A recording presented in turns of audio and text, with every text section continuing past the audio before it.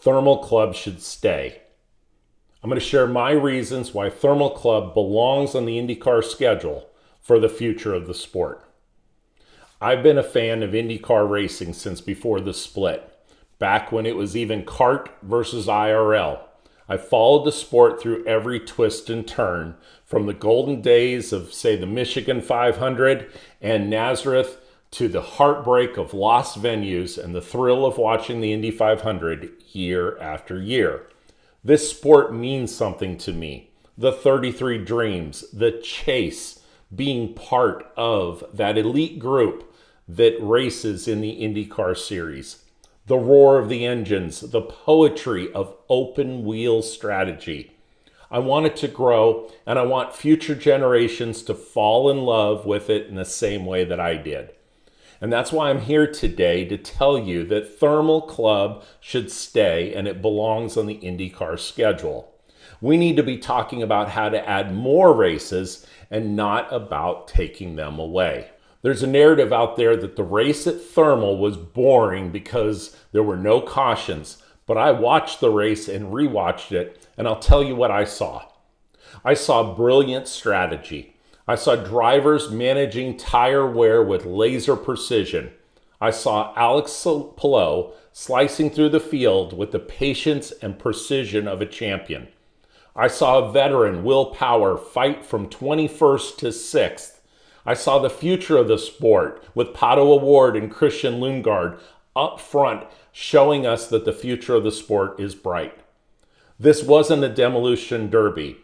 It was a thinking man's race. It was about setups, about tire wear and degradation, and racecraft.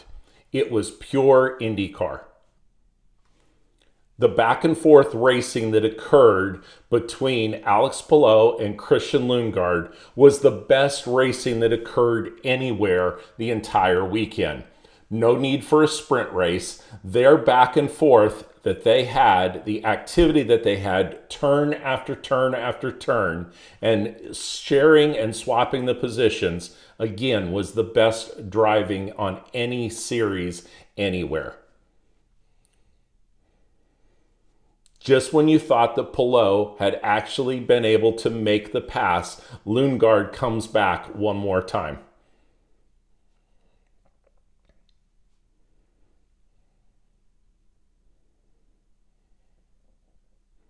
Look how close the two cars were able to come without making contact. And then Palou wasn't done. On the alternate tires versus the primary tires, the two different strategies, he was able to come up and pass Palou Award. More passing occurred in that portion of the race than we saw in a number of other series, and we didn't have to be up at 3 a.m. to be able to see it.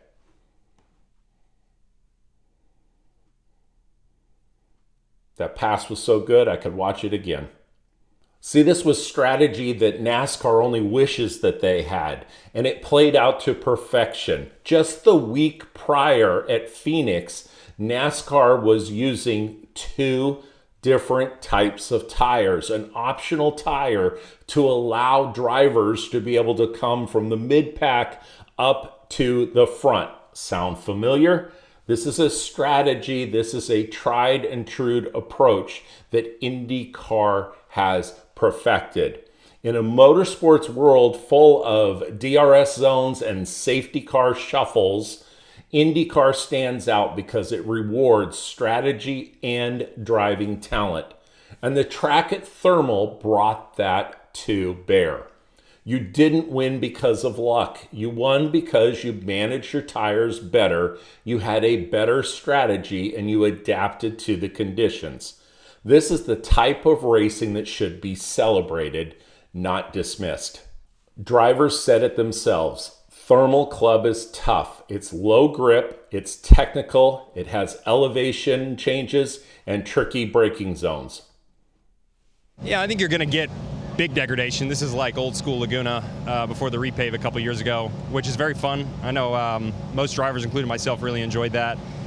I think the tires are acting differently here than they did in St. Pete. We're back on a road course, but this exhibits like street course characteristics, if you will. I I think, what I mean by this is the red may be more preferred, so the alternate compared to St. Pete, where we clearly like the primary. I think that's going to be the question mark is, what do we use more often this weekend? But I think degradation is definitely going to be the topic. I mean, it's how well does the car look after things? Where do you start? What's the undercut situation? In and out laps? That's where you're going to win and lose this race for sure, just like Laguna used to be. Now let's talk about the reality. IndyCar needs strong financial partners to keep going, and Thermal Club brings that. They're willing to pay a meaningful sanctioning fee, and that money doesn't just disappear. It goes back and helps fund the series. It allows us to keep racing over the entire series, and it helps teams survive, and by surviving and thriving, they attract sponsors. Thermal helps fund the rest of the schedule. That's not a bad thing. It's an economic necessity. And some people say that Thermal is too exclusive, and I get it. The optics of a private track can be tough. I even mentioned it regarding the number or lack of influencers that were quote unquote reporting from the track. But look at Formula One, and have you checked out ticket prices to the Miami or Las Vegas Grand Prix? These are VIP showcases. Let's not kid ourselves. Yet they still thrive and attract fans worldwide. Exclusivity isn't the problem. Maybe communications is. IndyCar has a chance to turn Thermal into a VIP and business-to-business showcase that still engages fans everywhere. More live streams behind the scenes, letting fan packages be sold. Let's connect and bring the experience home. This isn't a reason to cut Thermal, it's a reason to grow the vision, and Fox Sports appeared to be doing that. We need more eyeballs behind the scenes and share that out to the rest of the fans across the country and around the world. Since the 1980s, we've lost more tracks than I can count. And just recently, we know that we've raced at Coda, Watkins Glen, Sonoma.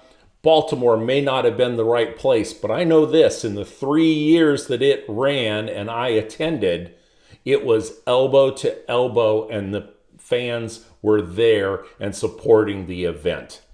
We can't keep shrinking. We need momentum. We need diversity in the schedule. We need new races like the race that's coming up in Arlington, Texas, around the Cowboys Stadium.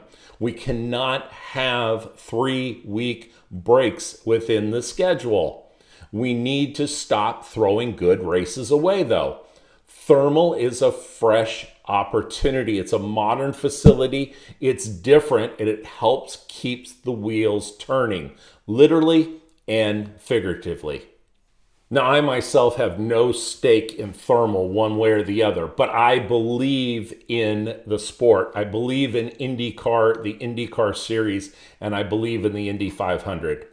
I believe in the 33 Dreams, and I believe that the fans watching today, especially the young ones, that dream of being in racing need to dream of being in the IndyCar series and become the next Alex Palou, Pato Award, Scott Dixon, or Joseph Newgarden. We can't build the future by cutting the present.